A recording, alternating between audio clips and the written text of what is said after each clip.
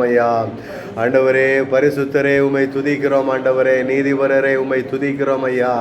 ஆண்டவரே எங்களை நேசிக்கிறவரே உம்மை துதிக்கிறோம். ஆண்டவரே எங்களை வழி நடத்துகிறவரே உம்மை துதிக்கிறோம். ஆண்டவரே அப்பா எங்களை அன்பு செய்கிறவரே உம்மை துதிக்கிறோம். ஆண்டவரே ஆண்டவரே பாவ குழியிலிருந்து எங்களை தூக்கி எடுத்தவரே உம்மை துதிக்கிறோம் ஐயா. ஆண்டவரே எங்களை நேசித்து வழி நடத்துகிறவரே உம்மை துதிக்கிறோம். ஆண்டவரே எங்களை அன்பு செய்கிறவரே உம்மை துதிக்கிறோம் ஐயா. ஆண்டவரே எங்களை விடுதலை ஆக்குகிறவரே உம்மை துதிக்கிறோம் ஐயா. ஆண்டவரே எங்களை நேசித்து வழி நடத்துகிறவரே உம்மை துதிக்கிறோம்.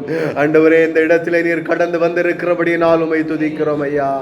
ஆண்டவரே எங்களுடைய எல்லா இக்கட்டுகளில் இருந்தும் ஆண்டவரே எங்களை விடுதலை ஆக்கி ஆண்டவரே அப்பா விசாலமான பாதைகளை எங்களை கொண்டு வந்து எங்களை நடத்துகிறவரே உம்மை துதிக்கிறோம், உம்மை ஸ்தோத்தரிக்கிறோம், உம்மை வழி நடத்துகிறோம். ஆண்டவரே எங்களை வழி நடத்துவீராக. ஆண்டவரே ஸ்தோத்திரம் ஸ்தோத்திரம் ஸ்தோத்திரம் ஐயா ஸ்தோத்திரம். ஆண்டவரே அப்பா எங்களை ஆண்டவரே உம்முடைய பாதையிலே எங்களை செவ்வையாய் வழி நடத்து வந்து ஆண்டவரே எங்களை ஆண்டவரே அப்பா ஸ்தோத்திரம் பாவ பிடியிலிருந்து விடுதலை ஆக்கினவரே உம்மை ஸ்தோத்தரிக்கிறோம், உம்மை துதிக்கிறோம். ஆண்டவரே அப்பா உமக்கு நன்றி செலுத்துகிறோம், நன்றி செலுத்துகிறோம், நன்றி செலுத்துகிறோம் ஐயா. ஆண்டவரே இந்த மீட்டிங் தொடக்கம் முதல் முடிவு வரைக்கும் ஆண்டவரே உம்முடைய ஆளுகை எங்களோடு இருந்து எங்களை நடத்த நீர் எங்களுக்கு கிருபை தரும்படி செபிக்கிறோம். ஆண்டவரே ஆண்டவரே கண்களை பரிசுத்தப்படுத்துங்க, சிந்தனையை பரிசுத்தப்படுத்துங்க, எண்ணங்களை ஆட்டிடியூடை பிஹேவியரை நீர் பரிசுத்தப்படுத்தும்படியாக செபிக்கிறோம்.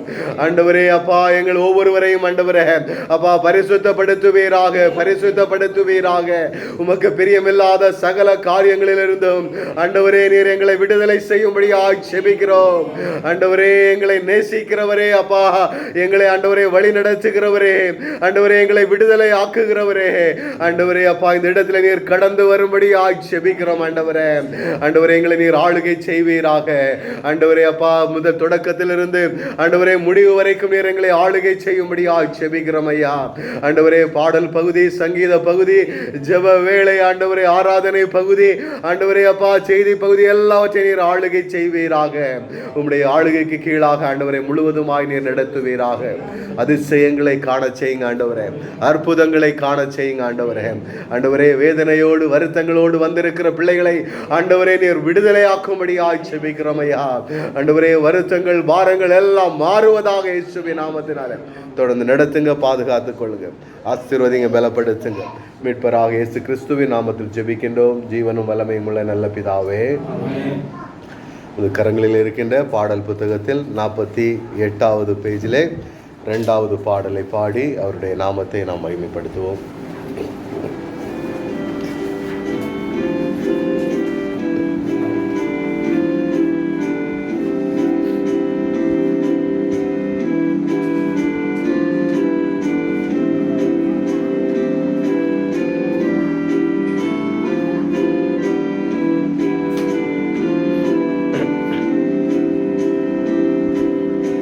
என்னாலுமே துதிப்பார் என் ஆத்துமாவே நீ என்னாலுமே துதிப்பார் என்னாலுமே துதிப்பார் என் ஆத்துமாவே நீ என்னாலுமே துதிப்பார். இந்நாள் வரையிலே உன்னதனார் செய்த இந்நாள் வரையிலே உன்னதனார் செய்த எண்ணெல்லா நன்மைகள் யாவும் மறவாது எந்நாளுமே துதிப்பார். என் ஆத்துமாவே நீ எந்நாளுமே துதிப்பார்.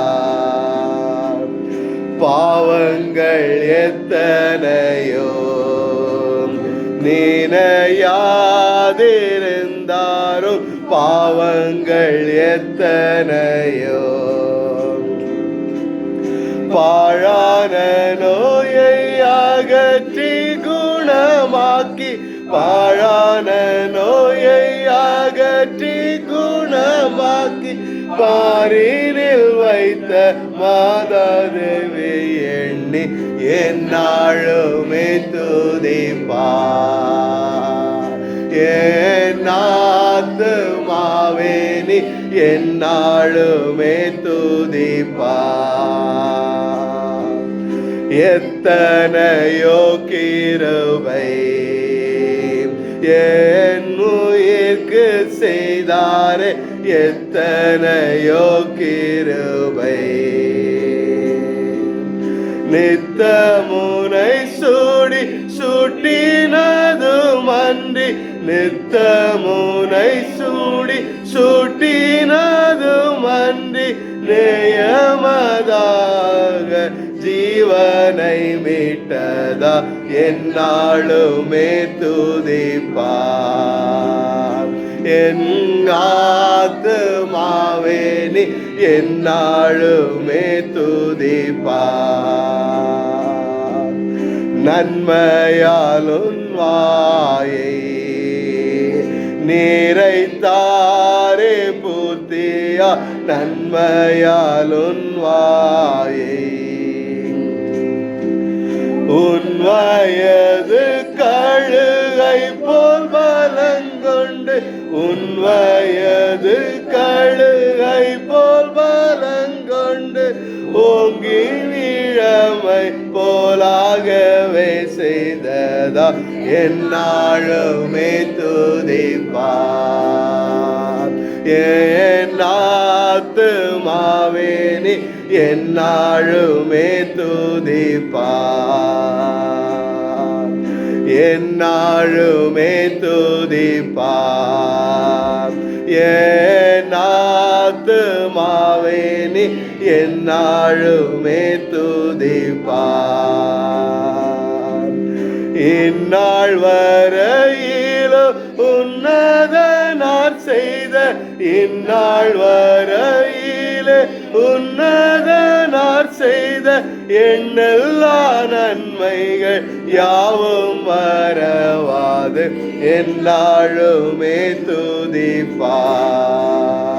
என் ஆத்துமாவேனே என்னாலுமே துதிப்பார்.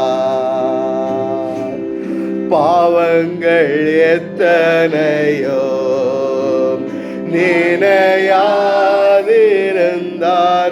பாவங்கள் எத்தனையோ. பாழான நோயை அகற்றி குணமாக்கி, பாழான நோயை அகற்றி குணமாக்கி, பாரினில் வைத்த மாதயவை எண்ணி என்னாலுமே துதிப்பார். என் ஆத்துமாவேனி என்னாலுமே துதிப்பார். என்னாலுமே துதிப்பார். என் ஆத்துமாவேனி என்னாலுமே துதிப்பார். ஆண்டவரே, நீர் எங்களுடைய வாழ்க்கையில் செய்த ஆண்டவரே சகல நன்மைகளுக்காக ஆண்டவரே நாங்கள் உம்மை துதிக்கிறோம் அப்பா. ஆண்டவரே, சகல பாவங்களில் இருந்து நீர் எங்களை விடுதலை ஆக்கினீரே ஆண்டவரே, அதற்காக உம்மை துதிக்கிறோம் ஐயா. ஆண்டவரே, உம்மை ஸ்தோத்தரிக்கிறோம் ஆண்டவரே, உமக்கு நன்றி செலுத்துகிறோம் ஐயா. ஆண்டவரே அப்பா ஸ்தோத்திரம் ஆண்டவரே. ஆண்டவரே, சகல இக்கட்டுகளிலிருந்து எங்களை விடுதலை ஆக்கினீரே ஆண்டவரே. ஆண்டவரே, சகல பாவ நோய்களிலிருந்து தகப்பனே நீர் எங்களை விடுதலை ஆக்கினீரே, உமக்கு நன்றி ஆண்டவரே. ஆண்டவரே, தொடர்ந்து உம்முடைய நாமத்தை மகிமைப்படுத்த உம்முடைய ஆசீர்வாதங்கள் எங்களுடைய வாழ்க்கையிலே தொடர ஆண்டவரே நீர் எங்களை ஆசீர்வதித்து நடத்துவீராக. நம்முடைய கரங்களில் இருக்கின்ற பாடல் புத்தகத்தில் 73வது பேஜிலே முதலாவது பாடலை பாடி தேவனுடைய நாமத்தை நாம் மகிமைப்படுத்தலாம்.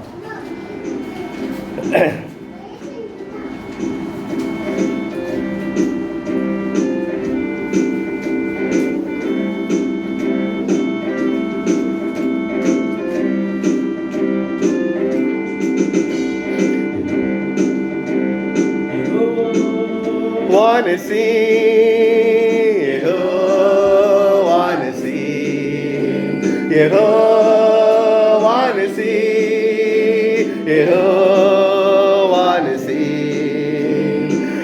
oh, wanna see, oh, wanna see.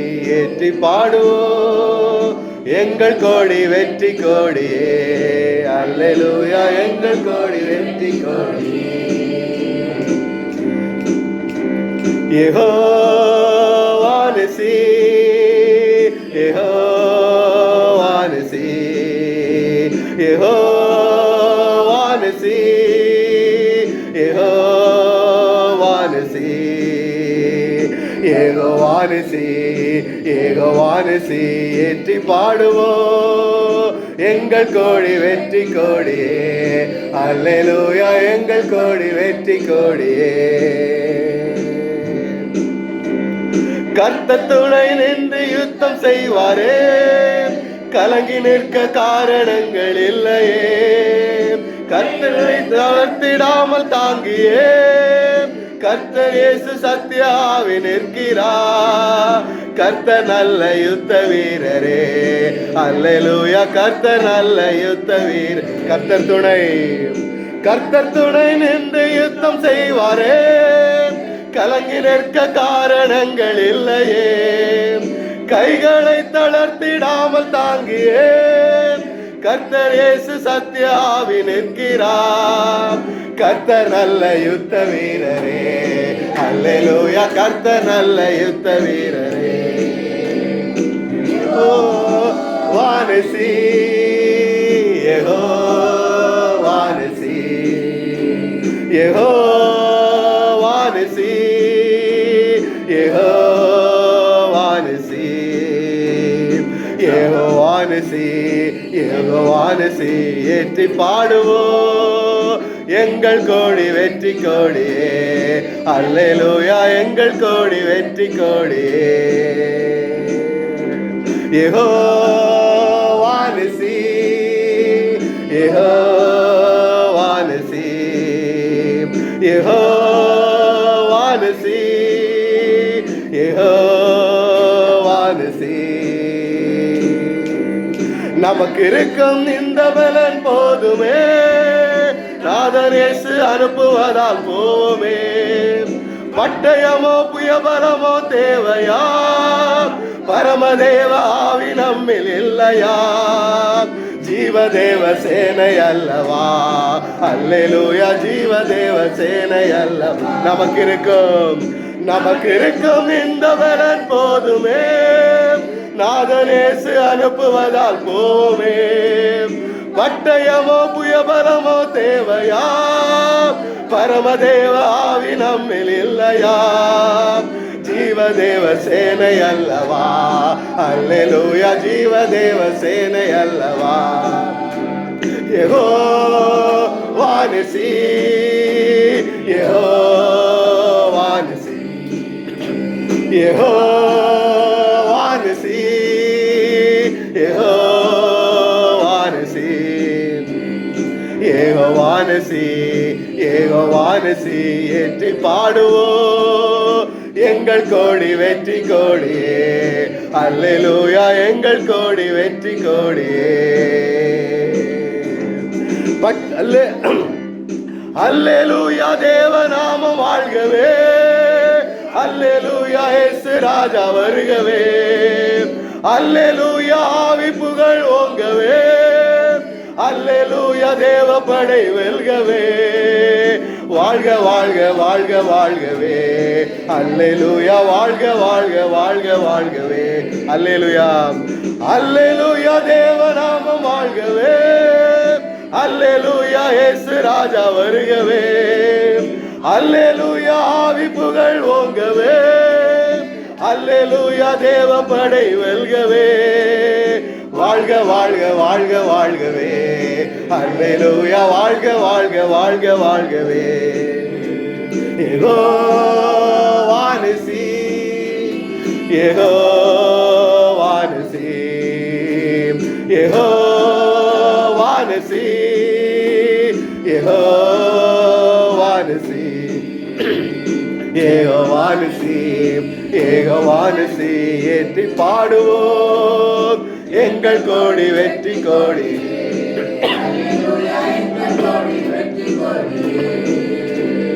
நமக்கு இருக்கும் இந்த பலன் போதுமே, நாதனேசு அனுப்புவதால் போவோமே. பட்டயமோ புயபலமோ தேவையா? பரமதேவி ஆவி நம்மில் இல்லையா?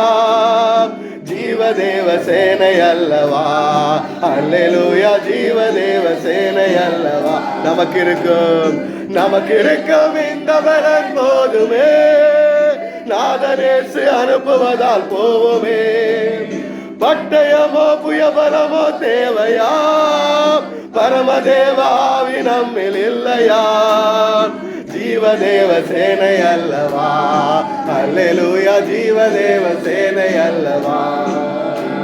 யெகோவா நிசி, யெகோவா நிசி, யெகோவா நிசி, யெகோவா நிசி, யெகோவா நிசி, யெகோவா நிசி. ஏற்றி பாடுவோம் எங்கள் கோடி வெற்றி கோடியே. அல்லேலூயா, எங்கள் கோடி வெற்றி கோடியே, எங்கள் கோடி வெற்றி கோடியே. அல்லேலூயா, எங்கள் கோடி வெற்றி கோடியே, எங்கள் கோடி வெற்றி கோடியே. அல்லேலூயா, எங்கள் கோடி வெற்றி கோடியே. ஆண்டவரே, நீர் நடத்தி வருகின்ற சகல பாதைகளுக்காக நன்றி ஆண்டவரே. ஒவ்வொரு நாளும் எங்களுடைய வாழ்க்கையில நீங்கள் தந்து வரக்கூடிய ஆண்டவரே, அப்பா, இந்த வெற்றிகளுக்காக உமக்கு நன்றி செலுத்துகிறோம் ஆண்டவரே.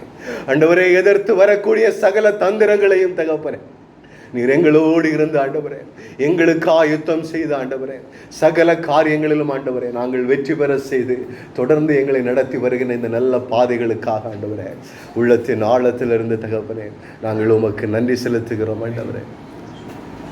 இந்த உணர்வோடு நாம் எல்லோரும் எழுந்து நின்று அதே பேஜில் இருக்கக்கூடிய 2வது பாடலை பாடி நாம் தேவனுடைய நாமத்தை நாம் மகிமைப்படுத்தலாம்.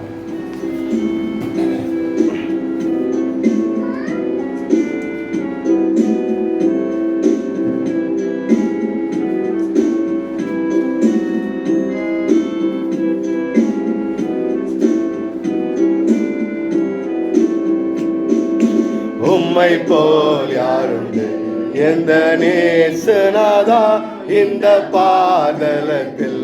உம்மை போல் யாருண்டு? உம்மை போல் யாருண்டு எந்த நேசநாதா இந்த பாதலத்தில்? உம்மை போல் யாருண்டு? பாவ பீடியில் சிக்கி நான் உழன்றேன், தேவா தம் அன்பினால் மன்னித்தீ. பாவ பீடியினில் சிக்கி நான் உழன்றேன், தேவா தம் அன்பினால் மன்னித்தீ. உம்மை போல் யாருண்டு எந்த நேசநாதா இந்த பாதலத்தில்? உம்மை போல் யாருண்டு? உலகம் மாமிசம் பிசாசு கடியல் அடிமையாகவே பாவி நான் ஜீவித்தேன். நிம்மதி இழந்தேன், தூய்மையை மறந்தேன், மனம் போல் நடந்தேன், ஏமாற்றம் அடைந்தேன். என்னையா தேடினே ஐயா ஏசுநாதா, உம்மை மறந்த ஓர் துரோகினார். என்னையா தேடினீர் ஐயா ஏசுநாதா, உம்மை வாழ்வக்கே இணைனார். உம்மை போல் யாருண்டு எந்த நேசநாதா இந்த பாதலத்தில்? உம்மை போல் யாருண்டு? இன்றைக்கு நான் செய்யும் இந்த தீர்மானத்தை என்றைக்கும் காத்திட ஆவியால் நிரப்பும். நொறுக்கும் முறுக்கும் உடையும் மனையும் உமக்கே உகந்த தூய சரீரமா. ீகளையும் உமக்குள் அடக்கும் இயேசுவே ஆவியால் நிரப்பும். வாழ்க்கையுள்ள மகனாய் திகழ அக்கினி என்னுள்ளம் இறக்கும். உம்மை போல் யாருண்டு எந்த நேசநாதா இந்த பார்தலத்தில், உம்மை போல் யாருண்டு, உம்மை போல் யாருண்டு எந்த நேசநாதா இந்த பார்தலத்தில், உம்மை போல் யாருண்டு. வீட்டிலும் ஊரிலும் செல்லும் இடமெங்கும் சோதனை வந்திடில் கர்த்தார் நீர் காத்திடும். மெசியா வருகையில் பலரை சிலுவை கருகில் அழைக்க ஏவிடும். முழங்காலில் நிற்க வேதத்தை அறிய தினம்தோறும் தேவா உணர்த்தோ. உமக்கும் எனக்கும் இடையில் எதுவும் என்றுமே வராமல் காத்திடும். உம்மை போல் யாருண்டு எந்த நேசநாதா இந்த பார்தலத்தில், உம்மை போல் யாருண்டு, உம்மை போல் யாருண்டு எந்த நேசநாதா இந்த பார்தலத்தில், உம்மை போல் யாருண்டு. பாவ பீடியனில் சிக்கினார் உழந்தேன், தேவா தம் அன்பினால் மன்னித்தே. பாவ பீடியனில் சிக்கினார் உழந்தேன், தேவா தம் அன்பினால் மன்னித்தே. உம்மை போல் யாருண்டு எந்த நேசநாதா இந்த பார்தலத்தில், உம்மை போல் யாருண்டு. உலகம் மாமிசம் பிசாசு கடியில் அடிமையாகவே பாவி நான் ஜீவித்தே. நிம்மதி இழந்தே தூய்மையை மறந்தே மனம் போல் நடந்தே ஏமாற்றம் அடைந்தே. என்னையா தேடினீர் ஐயா இயேசுநாதா, உம்மை மறந்த ஓர் துரோகினார். என்னையா தேடினீர் ஐயா இயேசுநாதா, உரிமை உமக்கே இனினார். உம்மை போல் யாருண்டு எந்த நேசநாதா இந்த பார்தலத்தில், உம்மை போல் யாருண்டு, உம்மை போல் யாருண்டு எந்த நேசநாதா இந்த பார்தலத்தில், உம்மை போல் யாருண்டு.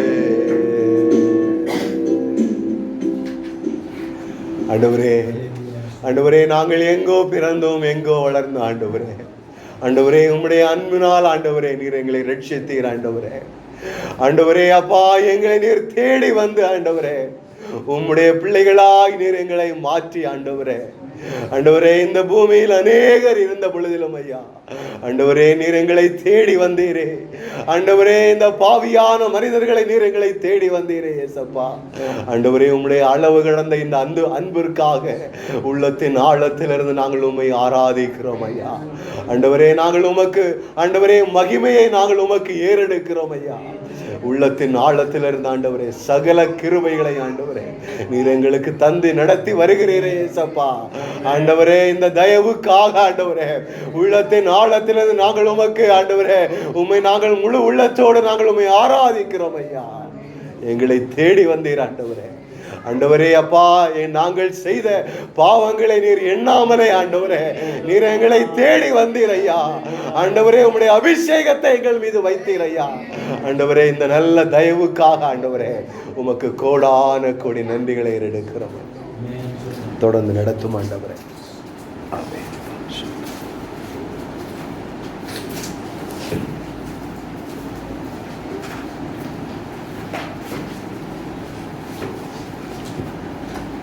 என்ற வண்ணமாக நாம் யாவரும் சங்கீதம் எடுத்துக்கொள்வோம்.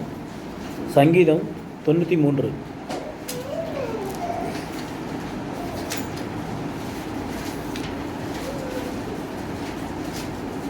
பக்கம் 729.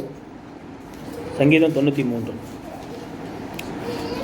கர்த்தர் ராஜரீகம் பண்ணுகிறார், மகத்துவத்தை அணிந்து கொண்டிருக்கிறார். கர்த்தர் பராக்கிரமத்தை அணிந்து அவர் அதை கச்சையாக கட்டி கொண்டிருக்கிறார். ஆதலால் பூச்சக்கரம் அசையாதபடி நிலை பெற்றிருக்கிறது. உமது சிங்காசனம் பூர்வம் முதல் உறுதியானது, நீர் அனாதியாய் இருக்கிறீர். கர்த்தாவே, நதிகள் எழும்பின, நதிகள் இரைச்சலிட்டு எழும்பின, நதிகள் அலை திரண்டு எழும்பின. திரளான தண்ணீர்களின் இரைச்சலை பார்க்கிலும் சமுத்திரத்தின் வலிமையான அலைகளை பார்க்கிலும் கர்த்தர் உன்னதத்திலே வல்லமையுள்ளவர். உமது சாட்சிகள் மிகவும் உண்மையுள்ளது. கர்த்தாவே, பரிசுத்தமானது நித்திய நாளாக உமது ஆலயத்தின் அலங்காரமாய் இருக்கிறது. நாம் யாவரும் அமர்ந்து கொள்வோம். இந்த சங்கீதம் பார்த்தீங்கன்னா கர்த்தர் ராஜரீகம் பண்ணுகிறார் அப்படின்னு சொல்லி ஆரம்பிக்கிறதா இருக்குது. இது தொடர்ந்து வருகிற ஒரு சில சங்கீதங்களையும் அதே மாதிரி பார்த்தீங்கன்னா கர்த்தர் ராஜரீகம் பண்ணுகிறான்னே ஸ்டார்ட் ஆகும். 97ஆம் சங்கீதம், அப்புறம் பார்த்தீங்கன்னா 99ஆம் சங்கீதம், இதே மாதிரி ஸ்டார்ட் ஆகும். கர்த்தர் ராஜரீகம் பண்ணுகிறார். ஏன்னா கர்த்தர் ராஜரீகம் பண்ணுகிறார்னா அது ஒரு பெரிய மேன்மையான ஒரு விஷயம்.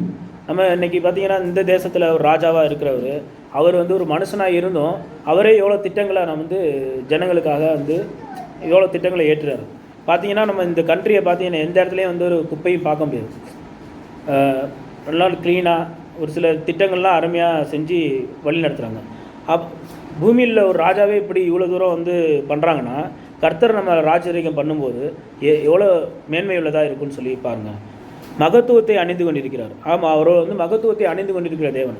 அவர் ராஜரீகம் பண்ணும்போது அவரோட சிங்காசனம் வானத்தில் இருக்குதுன்னு சொல்லி, வானங்கள் நிறையா இருக்குது, வானங்களில் அவரோட சிங்காசனத்தை ஸ்தாபித்திருக்கிறார்னு சொல்லி வசனம் இருக்குது. பூமி அவரோட பாதப்படியாக இருக்குது. அவரோட சிங்காசனம் பார்த்திங்கன்னா இயற்கை படைத்த ஆண்டவர் இந்த கோள்கள்லாம் பார்த்திங்கன்னா அதோட சுற்றுப்பாதையில் கரெக்டாக சுற்றிட்டு இருக்கிறனால தான் நம்ம இங்கே இயங்கிட்டு இருக்கோம். ஏதாவது ஒன்று ஒரு நாள் பின்னையோ முன்னையோ அப்படி மாறி ஏதாவது பண்ணுறதா இருந்தால் நம்ம எல்லாருமே ஒருத்தர் அசைக்கப்பட்டவர்களாக இருக்கும். எவ்வளோ பூமி எதிர்ச்சிகள் நம்ம பார்க்குறோம், இந்த சின்ன சின்ன மாற்றங்கள். ஆனால் ஆண்டவர் ராஜரீகம் பண்ணும்போது இது எதுவுமே மாறாது. அவர் இயற்கையை அந்தளவு அப்படி வல்லமையாக படைச்சிருக்காரு. அவரோட மகத்துவம் இதில் தெரிகிறதா இருக்குது. பார்த்தீங்கன்னா பூமி அதோட சுற்றுப்பாதையில் ஒரு நிமிஷம் தாமதித்தா கூட இங்கே ஒரு பெரிய மாற்றம், நமக்கெல்லாம் ஒரு பெரிய மாற்றத்தை. அதுபோல தான் அவரோட இயற்கை, அவர் படைத்த எல்லா காரியங்களும் அவரோட சொல் பேச்சு கேட்டு அவரோட என்ன நியமித்திருக்காரோ அந்த பாதையில் அது கரெக்டாக ஓடிட்டு இருக்குது. ஆனால் மனிதர்களாகிய நாம் அவரோட ராஜரீகத்துக்குள்ளார இருந்தும் அவரோட என்ன சொல்கிறாரோ அதுக்கு செய்யாமல் அதுக்கு மாற்றாக நிறைய காரியங்கள் செய்யும்போது ஆண்டவர் துக்கப்படுகிறவராக இருக்கிறார். ஆண்டவரை நாம் ராஜரீகம் பண்ணுகிறவராக நாம் நம்ம வாழ்க்கையில் ஏற்றுக்கொண்டோம்னா நம்மளோட வாழ்க்கையும் அவர் நியமித்த ஓட்டத்தில் அவர் என்ன நோக்கத்துக்காக நம்ம தெரிந்து கொண்டிருக்கிறோம் அந்த நோக்கத்தை ஆண்டவர் நிறைவேற்ற வல்லவராக இருக்கிறார். அடுத்த வசனங்களை பார்ப்போம்.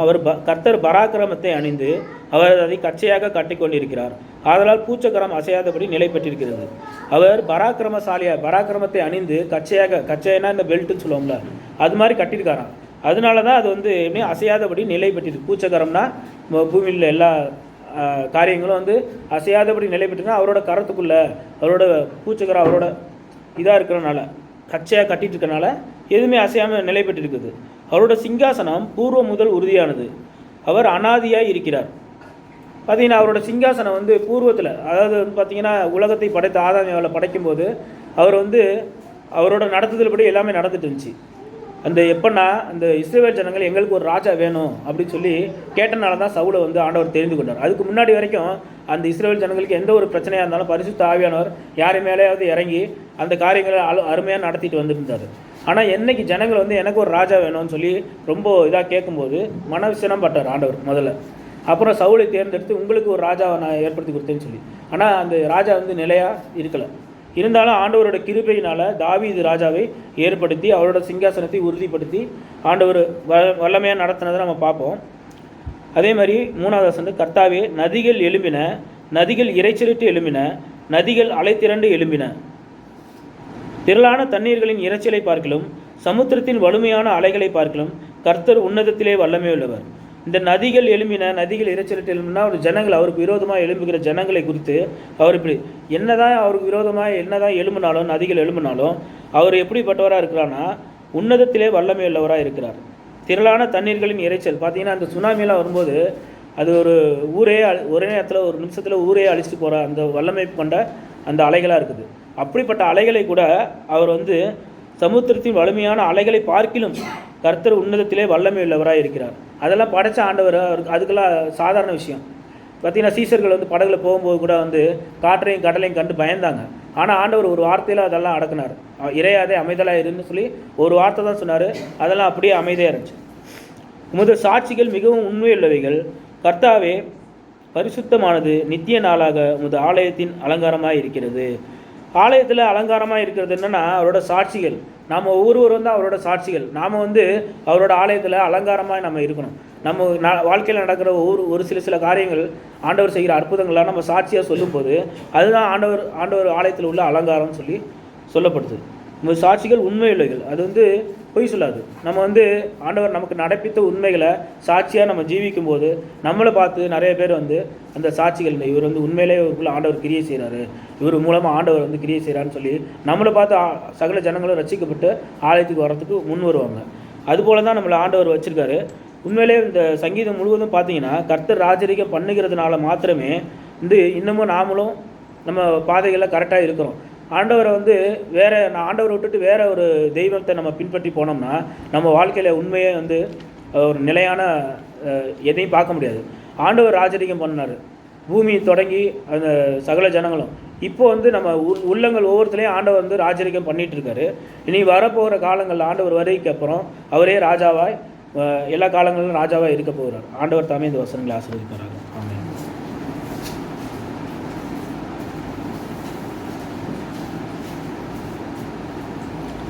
நம்ம எல்லாரும் எழுந்து நின்று ஒரு சில நிமிடங்கள் நாம் எல்லோரும் தேவனை ஆராதிக்கப் போகின்றோம்.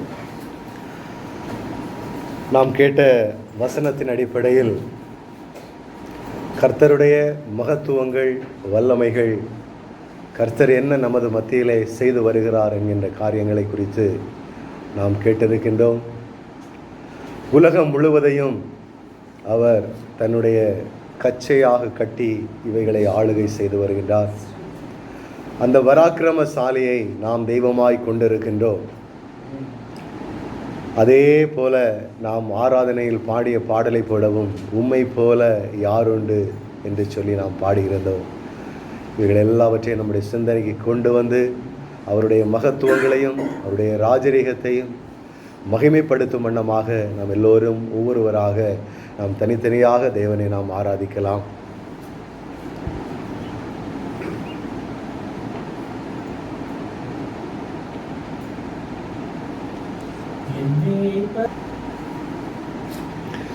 அப்போஸ்தலர் 23வது அதிகாரம்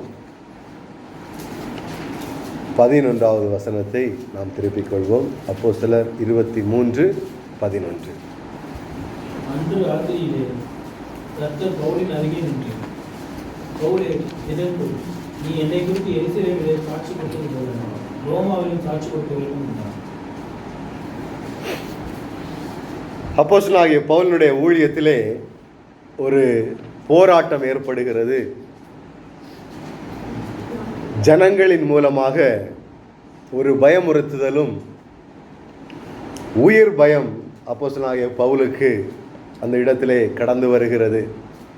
இந்த பகுதியை நீங்கள் வாசிப்பீர்கள் என்று சொன்னால் தொடர்ந்து கீழே 11 22 முடிய உள்ள வசனங்களிலே நீங்கள் வாசிப்பீர்கள் என்று சொன்னால் அப்போஸ்தலனாகிய பவுலை கொலை செய்யும்படியான ஒரு சூழ்ச்சி அந்த இடத்திலே அந்த ஜனங்கள் கொண்டு வருகிறார். யூத ஜனங்கள் அந்த இடத்திலே அப்போஸ்தலனாகிய பவுலை கொலை செய்யும்படியான ஒரு சூழ்ச்சி அந்த இடத்திலே கொண்டு வரப்படுகிறது.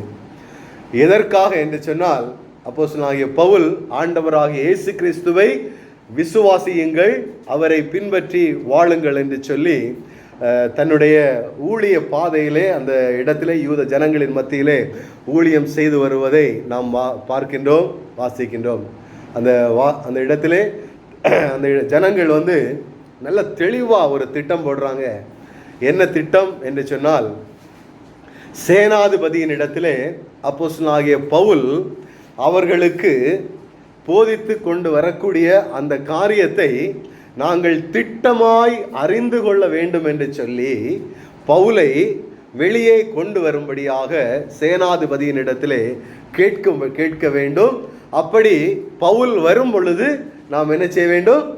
அவரை கொலை செய்ய வேண்டும் என்கின்ற பிளான் அவர்களுக்கு.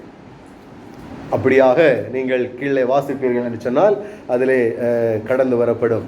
இப்போ கடைசியான வசனத்தை நாம் வாசிக்கலாம்.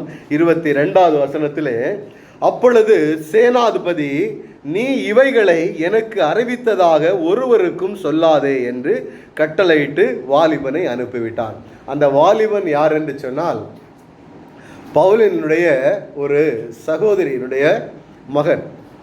அப்போ அந்த அந்த சகோதரனுக்கு இந்த காரியங்கள் வெளியாகின்றன. எப்படி தெரிய வருகிறது? அந்த சகோதரனுக்கு தெரிய வருகிறது, அந்த யூத ஜனங்களுக்குள்ளாக இப்படி ஒரு ஆலோசனை நடந்து வருகிறது. அப்போஸ்தலனாகிய பவுலை இப்படி அவர் என்ன போதிக்கிறார் என்று சொல்லி நாம் கேட்கும்படியாக அவரை வெளியே வர வைக்க வேண்டும். அவர் வெளியே வரும் பொழுது நாம் என்ன செய்ய வேண்டும்? அவரை மேலே பாய்ந்து அவரை கொன்று விட வேண்டும் என்று சொல்லி ஒரு சூழ்ச்சி, ஒரு சதி அந்த இடத்திலே தீட்டப்படுகிறது. பாருங்க, நாமும் நம்முடைய ஊழியங்களிலே நிற்கும் பொழுது நல்ல விதத்திலே நம்மளை அழைப்பது போல தோன்றும். ஆனால் அந்த இடத்திற்கு கடந்து செல்லும் பொழுதோ வரும் பொழுதோ அநேக இடங்களை நாம் பார்த்திருக்கின்றோம். ஒரு ஆந்திராவிலே ஒரு வல்லமையான ஊழியக்காரர் அநேக ஜனங்களுக்கு பிரயோஜனப்படும்படியாய் வல்லமையான ஊழியம் நடத்தி வந்த ஒரு சகோதரன். அது ஒரு சதிகார கூட்டம், ஒரு சதி திட்டம் தீட்டி அவர் ஊழியத்துக்கு போயிட்டு கடைசி ரிட்டர்ன் வரும் பொழுது ஒரு பிளான் பண்ணி அவரை என்ன செஞ்சிட்டாங்க? கொலை பண்ணிட்டாங்க. கொலை பண்ணதை நாம் எல்லோரும் அறிந்திருக்கிறோம். வல்லமையான ஊழியக்காரர் அவரும். அப்போ அதுபோல் இது அந்த நாட்களிலே இந்த பிளானிங் நடந்து வருகிறது. இது புதுசாக இந்த நாளில் இந்த சமுதாயத்திற்கு இந்த செஞ்சுரியில் நடக்கக்கூடியது அல்ல. அப்போஸ்தலனாகிய பவுல் வாழ்ந்த அந்த நாட்களிலே அந்த ஜனங்கள் என்ன செய்கிறாங்க? யூத ஜனங்கள் என்ன செய்கிறாங்க? ஒரு பிளான் பண்ணி அவரை கொலை செய்யும்படியான சூழ்நிலையை கொண்டு வருகிறார்கள். அந்த சூழ்நிலையிலே அப்படி சூழ்ச்சி நடந்து கொண்டு வருகிறது. பவுலுக்கு, அப்போஸ்தலனாகிய பவுலுக்கு ஊழியத்தின் நிமித்தம் பல நெருக்கடிகள் கடந்து வருகிறது. அந்த நெருக்கடியிலே பாருங்க 11வது வசனத்தில், அன்று ராத்திரியிலே கர்த்தர் பவுலின் அருகே நின்று. பார்த்தீங்களா? யார் நிற்கிறா? கர்த்தர் பவுலின் அருகே வந்து நிற்கிறார். இதுதான் கர்த்தர் நம்மளை நடத்தக்கூடிய வழிகளாக இருக்கலாம். கர்த்தர் நின்று என்ன சொல்றாருன்னா, பவுலே திடன்கொள், நீ என்னை குறித்து எருசலேமிலே சாட்சி கொடுத்தது போல ரோமாவிலும் என்ன செய்ய வேண்டும்?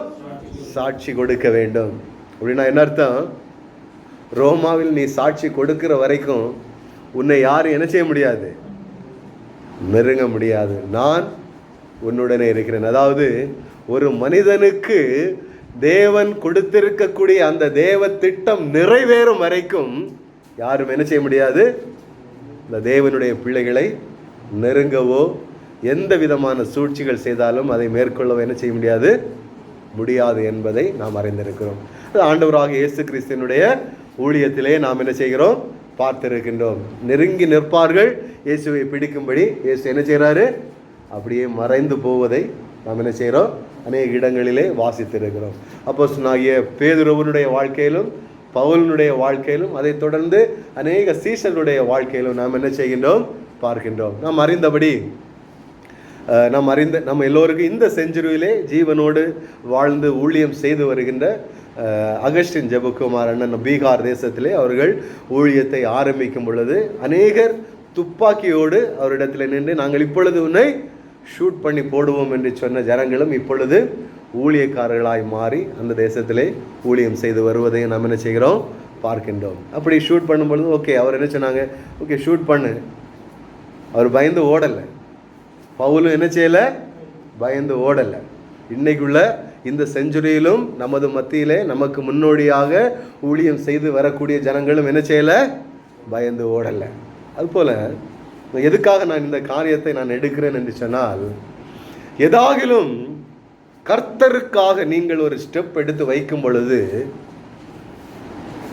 மேபி குடும்பத்தின் நிமித்தமாகவோ இல்லை சக சகோதரர்கள் நிமித்தமாகவோ ஏதோ ஒரு பயமுறுத்தலோ ஒரு பயமோ ஒரு நெருக்கடியோ நேர்படலாம்.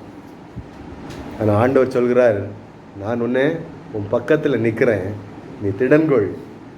கர்த்தருக்காக நீ எடுக்கக்கூடிய ஸ்டெப்பை என்ன செய்யாத, பின் வைக்காத, ஸ்டெப் எடுத்து முன்னுக்கு கடந்து செல் அப்படின்னு சொல்லிட்டு ஆண்டவர் இன்றைய நாளிலே நம்ம எல்லோரோடும் என்ன செய்கின்றார், பேசிக்கொண்டிருக்கின்றார். என்ன ஒரு முடிவாக இருந்தாலும் சரி, என்ன ஒரு டிசிஷன் தேவனுக்காக நீங்கள் எடுக்கிறதா இருந்தாலும் சரி, யாரும் எந்த மனிதர்களும் எந்த சூழ்நிலைகளும் நம்ம என்ன செய்ய முடியாது, மேற்கொள்ள முடியாது என்கின்ற காரியத்திலே தெளிவாக நீங்கள் இருக்க வேண்டும். பாருங்க, இந்த இடத்துல பவுல், அப்போஸ்தலனாகிய பவுல் அந்த எருசலேமிலே ஒரு சாட்சி சொன்னதை நாம் பார்க்கலாம்.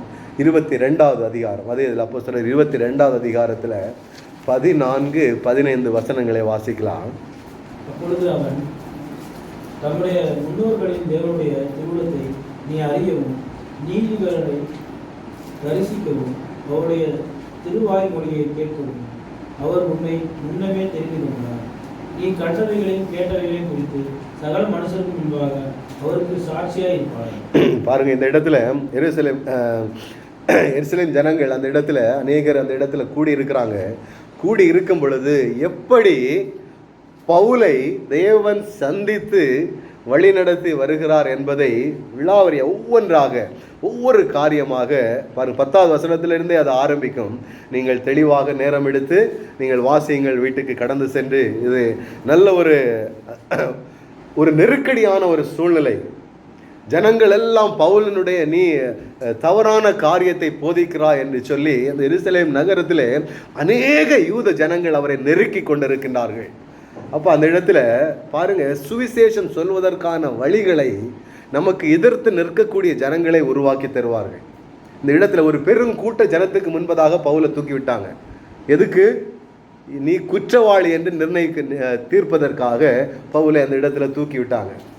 அப்போ அந்த இடத்தை பவுல் எப்படி பயன்படுத்துகிறார்? என்னை தேவன் எப்படி சந்தித்தார், எந்த இடத்திலே சந்தித்தார், எதற்காக சந்தித்தார், அவர் யார் என்று சொல்லி ஒவ்வொரு காரியங்களாக இந்த இடத்திலிருந்து நீங்கள் வாசித்து வரும் பொழுது தெளிவாக இருக்கும். என் அருமை தேவனுடைய பிள்ளைகளே, நமக்கு வரக்கூடிய எதிர்ப்புகளும் தேவனுடைய நாமத்தை மகிமைப்படுத்துவதாக என்ன செய்யும்? மாறும். அநேக ஜனங்கள் இந்த இடத்துல உட்கார்ந்து இருக்காங்க. யூத ஜனங்கள் அநேகர் உட்கார்ந்து இருக்கிறாங்க. பவுலை அந்த இடத்துல நிறுத்தி இருக்கிறார் தேவன். பவுல் நினைச்சா கூட இப்படி ஒரு கூட்டத்தை கூட்டு ஒரு மீட்டிங் நடத்த முடியாது. பவுல் நினைச்சிருந்தா கூட இப்படி ஒரு பெரிய கூட்டத்தை கூட்டி என்ன செஞ்சிருக்க முடியாது, ஒரு மீட்டிங் நடத்தியிருக்க முடியாது. ஆனால் அவருக்கு ஆப்போசிட்டாக இருக்கக்கூடிய ஜனங்கள் எல்லாம் சேர்ந்து ஒரு மீட்டிங் கூட்டுறாங்க. யார் இடத்துல? பவுலை குற்றவாளி என்று தீர்க்கும்படி. அப்போ பாருங்க, குற்றவாளி என்று தீர்ப்பதற்கு அவர்கள் ஒரு கூட்டம் கூட்டியிருக்கிறாங்க.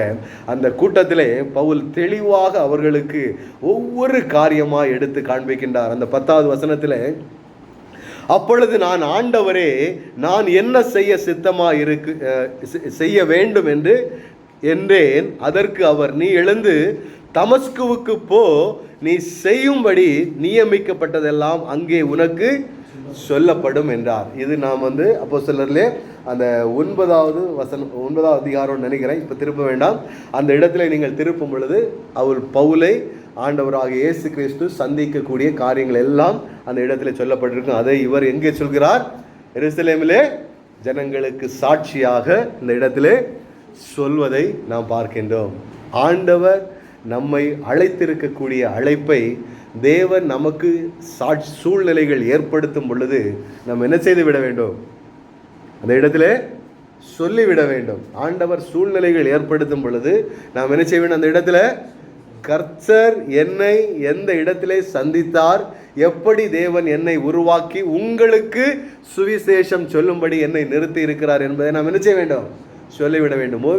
ஒருவேளை நீங்கள் பெரிய ஒரு குடும்பத்திலே பிறந்தவர்களாக இருக்கலாம், இல்லது ஏதாவது ஒரு பாவத்திலே அடிமைப்பட்டவர்களாக இருக்கலாம், இல்லை ஏதாவது ஒரு சூழ்நிலையில ஜனங்களால் ஒதுக்கப்பட்டவர்களாக இருந்திருக்கலாம். ஆனால் ஆண்டவர் உங்களை என்னையும் நேசித்து இந்த இடத்திலே அவருக்கு சாட்சி கொடுக்கும்படி கர்த்தர் நம்ம என்ன செய்திருக்கின்றார்? நிறுத்தி இருக்கின்றார். சமயம் வாய்த்தாலும் வாய்க்காவிட்டாலும் அவருடைய திருவசனத்தை நாம் என்ன செய்ய வேண்டும்? அநேக ஜனங்களுக்கு தெரியும்படியாய் நாம் என்ன செய்ய வேண்டும்? சொல்ல வேண்டும். இதுக்காகத்தான் கர்த்தர் நம்மை அழைத்திருக்கிறார். பாருங்க, இந்த இடத்துல அநேக ஜனங்கள் எப்படி இந்த சவுல் இப்படி பவுலாய் மாறி தேவனுடைய நாமத்தை மகிமைப்படுத்தி வருகிறார் என்று சொல்லி அநேகருக்கு ஒரு கொஸ்டின் இருந்திருக்கு. சவுல் யாருன்னு சொல்லி நம்ம எல்லோருக்கும் தெரியும், அப்படிதானே? இந்த இடத்துல அமர்ந்திருக்கக்கூடிய நாம் எல்லோரும் வேதத்தை கொஞ்சம் வாசித்தவர்கள் எல்லோருக்கும் நாம் தெரியும். அவர் ஒரு பெரிய செல்வந்த குடும்பத்திலே பிறந்தவர். அவருடைய அப்பா என்ன பிஸ்னஸ் பண்ணிட்டு இருந்தாரு? Ship builder. அவருடைய அப்பா என்ன பிஸ்னஸ்? ஆமாம், அப்படி இருந்தவர். அப்போ அந்த காலத்தில் ஒரு ஷிப் பில்டருடைய மகன்னா எவ்வளோ லக்ஸூரியாக அவருடைய வாழ்க்கை இருந்திருக்கணும் பார்த்தீங்களா? அப்படி லக்ஸூரியாய் மாத்திரம் அவர் வாழலை, நியாய பிரமாணத்தை கற்றி தேறினவராக காணப்பட்டார். தேவ வைராக்கியத்திலே நிறைந்தவராக அவர் அந்த நேரத்திலே காணப்பட்டார். பண வசதியை அவருடைய சுகபோக வாழ்க்கைக்காக அவர் பயன்படுத்தலை, மாறாக தேவ வைராக்கியத்தோடு அந்த நேரத்திலே அவர் என்ன செய்யப்பட்டார்? வளர்க்கப்பட்டார். அந்த வைராக்கியம்தான் இயேசுவினுக்கு நேராக திருப்பப்பட்டது. இன்னைக்கு நீங்களும் நானும் எத்தனை ஆண்டுகளாக இந்த வேதத்தை கரங்களில் ஏந்தி நாம் என்ன செய்கின்றோம்? அவர் பேசினதும் அவருடைய வாழ்க்கையும் நாம் என்ன செய்து வருகிறோம்? தியானித்து வருகிறோம். அதே போல் நான் 2 காரியங்களை சொன்னேன்.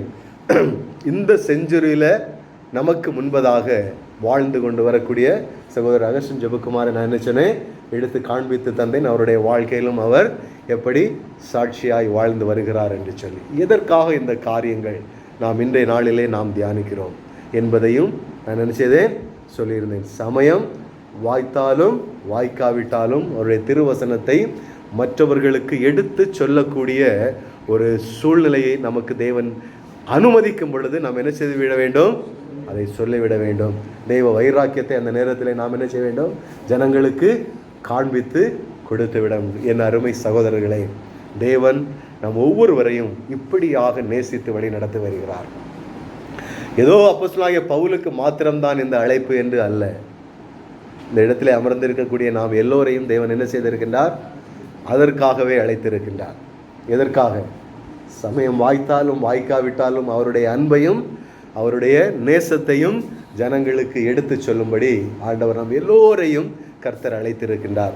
பாருங்க, எருசலேமில் சாட்சி கொடுத்துட்டார். அடுத்ததாக அப்போஸ்தலர் 28வது அதிகாரம் 16வது வசனத்தை வாசிங்க. 28:16. ரோமாபுரியில் சேர்ந்தபோது 100க்கு அதிபதி தன் காவலில் இருந்தவர்களை சேனாதிபதிக்கு ஒப்புக் கொடுத்தான். அப்போது பவுல் தன்னை காத்திருக்கிற சேவகனுடனே தனித்து குடியிருக்கும்படி உத்தரவு பெற்றுக்கொண்டான். பாருங்க, இந்த இடத்துல அடுத்ததாக அங்கு சாட்சி சொல்லிட்டாரு. அப்போ இயேசு கிறிஸ்து அவருக்கு சொன்ன காரியம் என்ன? நான் உன்னுடனே இருக்கிறேன், நீ திடன்கொள். என்ன செய்யாத? பயப்படாத, நான் உன்னுடனே இருக்கிறேன், நீ திடன்கொள். அடுத்து ரோமாபுரிக்கு கொண்டு வந்து பவுலை வைக்கின்றார்கள். இந்த இடத்திலும் அநேக ஜனங்களுக்கு முன்பதாக, யூதர்களுக்கு முன்பதாக, சேனாதிபதிகளுக்கு முன்பதாக பவுலை அந்த இடத்திலே நிறுத்தி இருக்கின்றார்கள். அந்த இடத்திலும் பவுல் தன்னுடைய காரியங்களை அந்த இடத்திலே குறித்து சாட்சி கொடுப்பதை நாம் பார்க்கின்றோம். அந்த கடைசி வசனத்தை பாருங்க, 31வது வசனம், 28:31வது வசனம். மிகுந்த தேவனுடைய ராஜ்யத்தை குறித்து பிரசங்கித்து கர்த்தராகிய இயேசு கிறிஸ்துவை பற்றிய விசேஷங்களை உபதேசித்துக் கொண்டிருக்கிறார். பவுல் என்ன செய்கிறார்? அவருடைய வாழ்க்கையினுடைய முடிவு பரியந்தம் வரைக்கும் மிகுந்த தைரியத்துடனே தடையில்லாமல் தேவனுடைய ராஜ்யத்தை குறித்து பிரசங்கித்துக் கொண்டிருந்தார். கர்த்தராகிய இயேசு கிறிஸ்துவை பற்றிய சுவிசேஷங்களை உபதேசித்துக் கொண்டிருந்தார். அப்போ பவுலினுடைய வாழ்க்கையிலிருந்து நாம் அநேக காரியங்களை நாம் கற்றுக்கொள்ள முடியும். அதிலே இந்த காரியத்தை இன்றைய நாளிலே நீங்களும் நானும் கேட்கும்படியாக கர்த்தர் நமக்கு உதவி செய்திருக்கின்றார். கர்த்தருக்காக நாம் எந்த டெசிஷன் நாம் எடுத்தாலும் அதற்காக அதை குறித்ததான கவலையோ பாரமோ வருத்தமோ நம்முடைய வாழ்க்கையில் என்ன செய்யக்கூடாது? இருக்கக்கூடாது. எந்த டிசிஷன் எடுத்தாலும் ஆண்டவருக்காக நீங்கள் நிற்கும் பொழுது நம்மை சுற்றி வரக்கூடிய சூழ்நிலைகள் எல்லாம் நமக்கு விரோதமாக இருந்தாலும் நாம் என்ன செய்யக்கூடாது? பயப்படக்கூடாது, திடன் கொள்ள வேண்டும். ஏனென்றால் அந்த பாதையிலே நம்மை நடத்தி வருவது யார் என்று சொன்னால் கர்த்தராகிய இயேசு கிறிஸ்து நம்மை அந்த பாதையிலே நடத்தி வருகின்றார். என்ன டிசிஷன் எடுத்தாலும் சரி, மேபி நம்மளுடைய வாழ்க்கையில் ஒருவேளை ஜனங்களால் கைவிடப்பட்ட சூழ்நிலை இருக்கலாம், ஜனங்களால் ஒதுக்கப்பட்ட சூழ்நிலை இருக்கலாம், இல்லது நம்முடைய வாழ்க்கையில் தேவனுக்காக எடுக்கக்கூடிய முயற்சியில் எதுவுமே சக்ஸஸ்ஃபுல்லான மாதிரி தெரியலையே அப்படின்னு சொல்லிட்டு ஒரு காரியம் நம்முடைய வாழ்க்கையில் இருக்கலாம். என்னதாக இருந்தாலும் தொடர்ந்து பிரயாணம் பண்ணுங்கள். கர்த்தர் அவருடைய நாமத்தை உங்கள் மூலமாக நீங்கள் இருக்கக்கூடிய தேசங்களிலே, நீங்கள் இருக்கக்கூடிய குடும்பங்களிலே உங்களுடைய தலையை கர்த்தர் உயர்த்துவதற்கு அவர் போதுமானவராக இருக்கிறார். அவருக்காக நின்று பாருங்கள் கடைசி வரைக்கும். எந்த சூழ்நிலையில் சோர்ந்து போகக்கூடாது, எந்த சூழ்நிலையில் நினைச்சக்கூடாது, சோர்ந்து போகக்கூடாது, மனம் தளர்ந்து விடக்கூடாது. இவ்வளவு காரியம் பண்ணியும் நமக்கு ஒரு அடுத்த லெவலுக்கு நம்மளால் போக முடியலையே என்கின்ற வாரம் என்ன செய்யக்கூடாது, இருக்கக்கூடாது. ஏனென்று சொன்னால் நம்மை நடத்துகிறவர் யார்? தேவன். அவர் நடத்துகிற விதமாக, அவர் நடத்துகிற பாதையிலே நாம் என்ன செய்ய வேண்டும்? சமிட்டாய் கீழ்ப்படிந்து நாம் நடந்து வர வேண்டும். உயர்வு தேவனுடையது. ஆண்டவர் சொல்லியிருக்கிறார் நம்முடைய வாழ்க்கையில், உங்களை நான் வாலாக்காமல் நான் என்ன செய்வேன்? தலையாக்குவேன். உங்களை கீழாக்காமல் மேலாக்குவேன் என்று சொல்லி தேவன் சொல்லியிருக்கிறார். நாம் என்ன முயற்சி பண்ணால் நம்மளுடைய வாழ்க்கையில் நாம் உயர்ந்து விடணும்னு நினைச்சானா நம்ம முடியாது. கர்த்தர் நம்மை உயர்த்தணும், அவருடைய பாதையில் நம்ம சமிட்டாக இருக்கணும் அப்படின்னு நினச்சா மாத்திரம் போதும். அவர் ஏற்ற வேளையில் நாம் நினையாத நேரத்தில் ஆண்டவர் என்ன செய்கிறார்? நம்மை ஒவ்வொரு பாதைகளிலும் நம்மை உயர்த்தி வருவதை நாம் என்ன செய்ய முடியும்? பார்க்க முடியும். எல்லா காரியங்களிலும் ஆண்டவர் நம்மை உயர்த்துவதற்காக நம்மை அழைத்திருக்கின்றார். நம்மை தரித்திரராய் விட்டு விடுவதற்காக அல்ல, நம்ம என்ன செய்வதற்காக? உயர்த்தி அநேக ஜனங்களுக்கு ஒளியாக உப்பாக நம்மை நிறுத்தும்படிக்காக கர்த்தர் நம்மை அழைத்திருக்கின்றார். பவுலை அதற்காகத்தான் தேவன் அழைத்தார். என் அருமை தேவனுடைய பிள்ளைகளே, ஒரு ஷிப் பில்டருடைய மகனாக அவர் இந்த பூமியிலே வாழ்ந்து எதற்காவது அவர் லேகாக இருப்பாரா? எதுக்கு லேகாக இருக்க மாட்டார். எந்த காரியத்திற்கும் அவர் லேகாக இருக்க மாட்டார். எல்லா காரியமும் அவருக்கு கிடைத்திருக்கும். பாருங்க, ஃபினான்ஷியலுக்கு அவருடைய தகப்பன், ஆவிக்குரிய அவருடைய வாழ்க்கைக்கு சர்ச். அவர் போன அந்த நாட்களில் நியாயப்பிரமாணத்தின்படி வாழ்ந்த சகல ஜனங்களும் அவருக்கு என்ன செஞ்சிருக்காங்க? சப்போர்ட் பண்ணியிருக்காங்க. அவர் வேத கல்வியில் தேறினவராக அவர் காணப்பட்டார். அப்படி ஒரு நல்ல சர்க்கிளுக்குள்ளாடி தான் அவர் என்ன செய்தார்? வாழ்ந்து தன்னுடைய வாழ்க்கையை கொண்டு வந்திருக்கின்றார். தேவனுடைய முன்குறிப்பு ஆண்டவராக இயேசு கிறிஸ்துவின் நாமத்துக்காக அவர் இந்த பூமியில் இயேசு கிறிஸ்துவை சுமந்து சென்று அநேக சூழ்நிலைகளோடு அவர் கடந்து வர வேண்டியது தேவனுடைய திட்டமாக இருந்தது. அதற்காக சிறு வயதிலிருந்தே, பிறந்த நாளிலிருந்தே அவர் என்ன செய்துட்டார்? உருவாக்கப்பட்டு வந்தார்.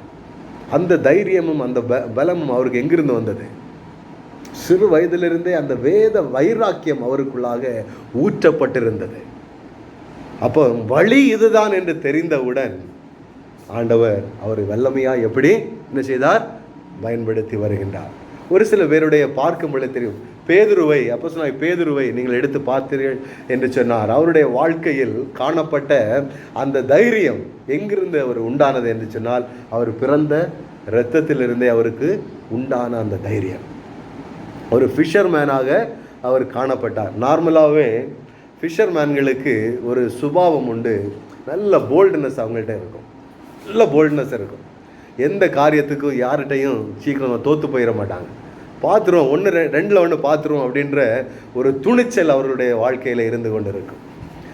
அதே பேதுருவை ஆண்டவர் எப்படி பயன்படுத்தினார்ன்னு பார்த்தீங்களா? அவருடைய அந்த மாமிசத்தை உடைக்கும்படியான ஒரு சூழ்நிலையை தேவன் உருவாக்கினார். பேதுரு இயேசுவிடத்தில் சொன்னார், யார் உங்களை விட்டு போனாலும் நான் என்ன செய்ய மாட்டேன். அது மாமிச பலன். அவருடைய மாமிச பலத்தினால் அவர் சொன்னது, யார் உங்களை விட்டு போனாலும் நான் என்ன செய்ய மாட்டேன், உங்களை விட்டு போக மாட்டேன் அப்படின்னு சொல்லிட்டு அந்த மாமிச பலத்தோடு அவர் சொல்வதை பார்க்கின்றோம். அந்த பலன் அவருடைய இரத்தத்திலிருந்தே உருவானது. பாருங்க, அப்படி இருக்கும் பொழுது ஆண்டவர் அவரை உருவாக்கி நிறுத்த வேண்டும் என்று சொல்லி தேவன் சித்தம் கொண்டார். உடனே என்ன பண்ணாரு? கோழி கூவுறதுக்கு முன்னாடி நீ என்ன செய்வேன்னு 3 தடவை, ஒரு தடவை இல்லை 3 தடவை நீ என்ன செய்வே, என்னை மறுதளிப்பேன்னு சொல்லிட்டு தேவன் என்ன செய்தார்? அவருடைய அந்த மாமிச பலனை உடைக்கும்படிக்காக தேவன் ஒப்பு கொடுத்தார். அது உடைந்ததற்கு பின்பதாக கடைசியில் யோவானில் நீங்கள் பாருங்கள், கடைசி அதிகாரத்தில் நீங்கள் வாசிக்கும் பொழுது ஆண்டவர் கேட்பார், நீ என் ஆடுகளை மேய்ப்பாயா? முதல்ல சொல்லுவார், ஆண்டவரே நான் மேய்ப்பேன்னு சொல்லுவார் சத்தம் போடு. 2வது முறையும் கேட்பார், என் ஆடுகளை, என் மேலே நீ அன்பா இருக்கிறாயா என்று சொல்லி கேட்பாரு. அப்போ அன்பா இருக்கிறேன்னு சொன்னோன்னே என் ஆடுகளை மேய்ப்பாயாக சொல்லி 2வது முறையும் கேட்பார், ஆடுகளை உங்களை அன்பு செய்கிறேன் மேய்ப்பேன். 3வது முறையும் கேட்ட உடனே அவர் அந்த இடத்துல சரண்டர் ஆகிறார். ஆண்டவரே எல்லாவற்றையும் அறிந்தவர் நீர், நான் இன்னும் அன்பு செய்கிறேன்னு சொன்னால் இன்னும் எனக்கு உண்மை மறுதளிக்கிற மாதிரி ஒரு சூழ்நிலையை அமைச்சிருவீங்க. அதனால் என்ன செஞ்சார்? அவர் சமர்ப்பிச்சிட்டார் ஆண்டவர்கிட்ட. ஆண்டவரே முழுவதுமாய் உங்களுக்கு எல்லாமே தெரியும், நீங்கள் என்ன எப்படி நடத்துகிறீங்களோ அப்படியே நடத்துங்கன்னு சொல்லிட்டு, அப்போது பரலோகத்தின் திறவுகோலை அவர் என்ன செய்தார்? பேதுருவுக்கு கொடுத்திருந்தார். இப்போ தேவனுக்காக நாம் எடுக்க வேண்டிய ஸ்டெப்புகளை நாம் என்ன செய்யணும்? அந்தந்த நேரங்களிலே நாம் என்ன செய்ய வேண்டும்? எடுத்து விட வேண்டும். தேவனை சார்ந்து நாம் எடுத்து விட வேண்டும்.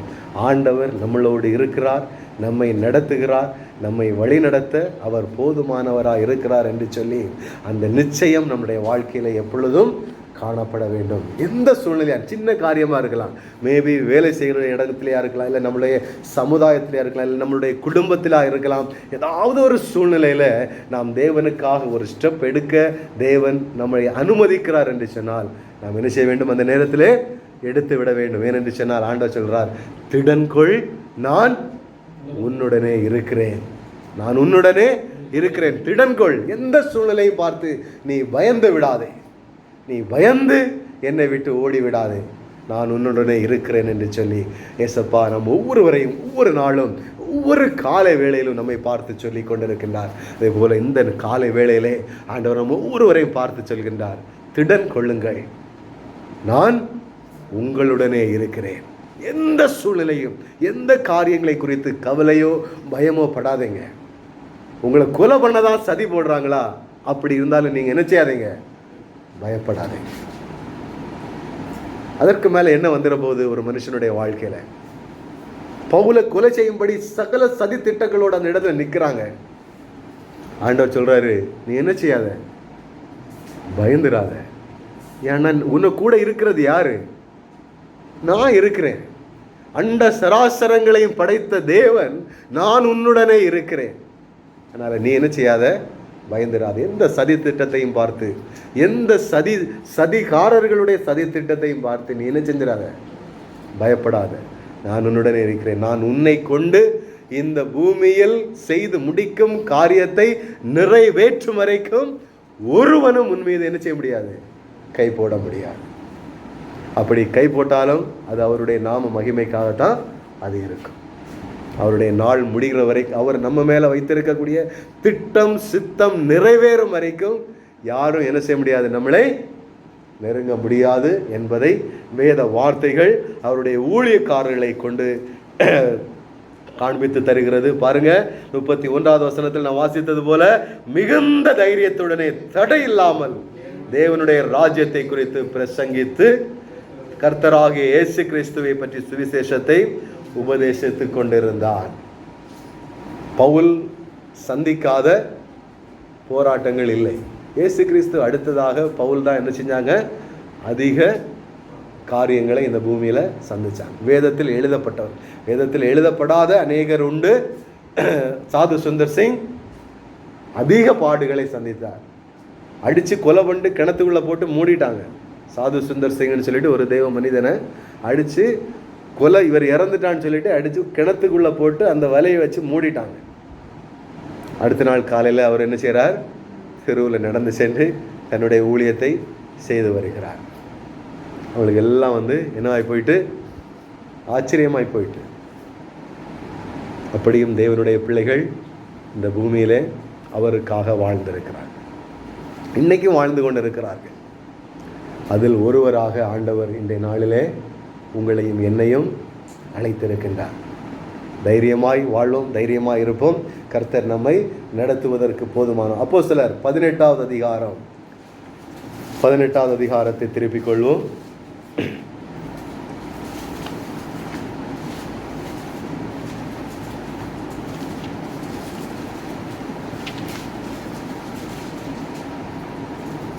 ஒன்பது 10 11 வசனங்களை வாசிக்கலாம்.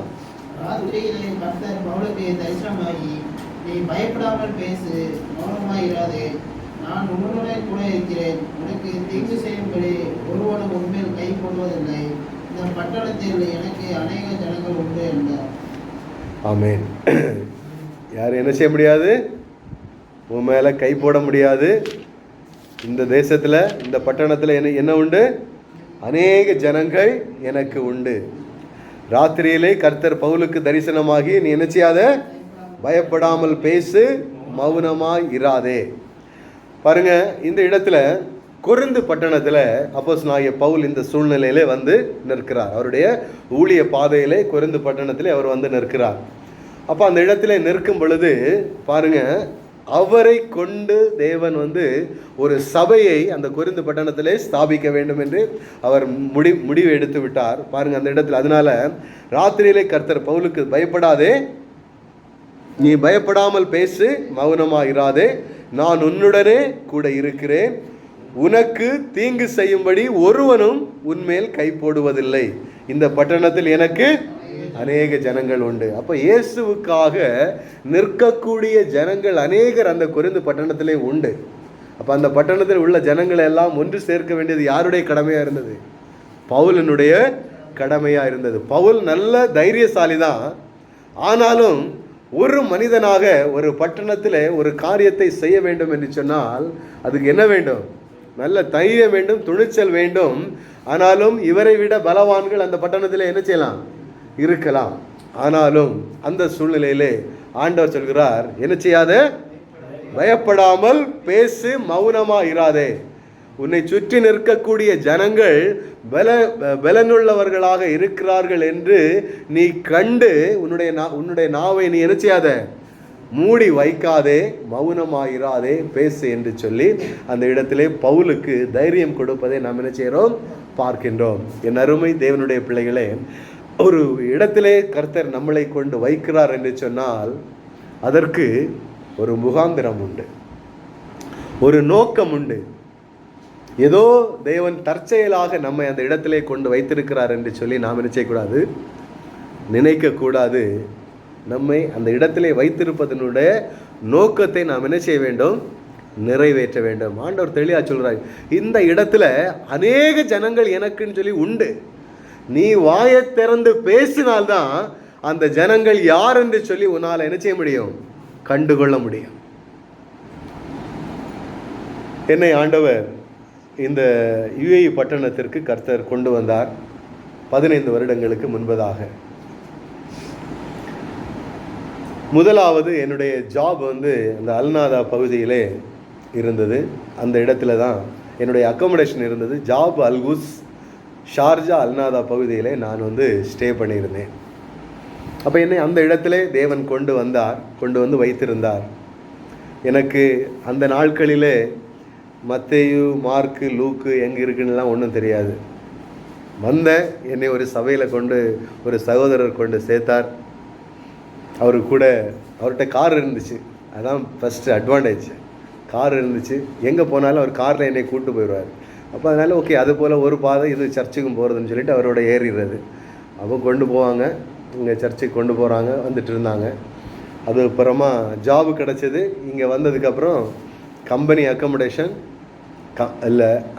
கம்பெனி அக்கமடேஷன் அல்ல, கம்பெனியில் உள்ள ஜனங்கள் ஸ்டே பண்ணக்கூடிய ஒரு ஏரியா அது. அப்போ அதனால் அந்த இடத்துல இருந்து டிரான்ஸ்போர்ட் எனக்கு ஈஸியாக கம்பெனிக்கு கிடச்சிது போய் வர்றதுக்கு. அப்போ அதனால நான் அந்த இடத்துல ஸ்டே பண்ணியிருந்தேன். எனக்கு கொண்டு போயிட்டு வந்துட்டு இருந்தாங்க. அந்த நாட்களில் வெள்ளிக்கிழமை தான் இங்கே லீவு. அப்போது வியாழக்கிழமை நான் ஆஃபீஸ் போகும்போதே கையில் ஒரு பேக் எடுத்துக்குவேன். அதில் ஒரு 2 செட்டு ட்ரெஸ்ஸை வச்சுட்டு அப்படியே போயிடுவேன். வேலை முடிஞ்சு அந்த கார் இருக்கக்கூடிய சகோதரோட வீட்டுக்கு போயிடுவேன். அவங்க தான் என்னை வந்து கொண்டு போவாங்க. அப்போ அவங்க கூட அப்படி ஒரு போயிட்டு இருந்தது. அப்போ அல்நாதா பகுதியில் என்னை கொண்டு வச்ச உடனே எனக்கு தெரியாது என்னை குறித்ததான இப்படி ஒரு திட்டம் தேவனுக்கு இருக்குமென்னு சொல்லி எனக்கு அந்த நாட்களில் எனக்கு தெரியாது. அப்போ ஆரம்பத்திலேயே ஒரு சகோதரர் வந்து ஓகே இந்த இடத்துல நம்ம கூடி ஜெபிக்கலான்னு சொல்லிட்டு கூடுவார். ஓகே கூடி ஜெபிக்கலான்னு சொல்லி அவர் கூட சேர்ந்து அப்படியே வந்து ஒரு ஜெபித்தோம்.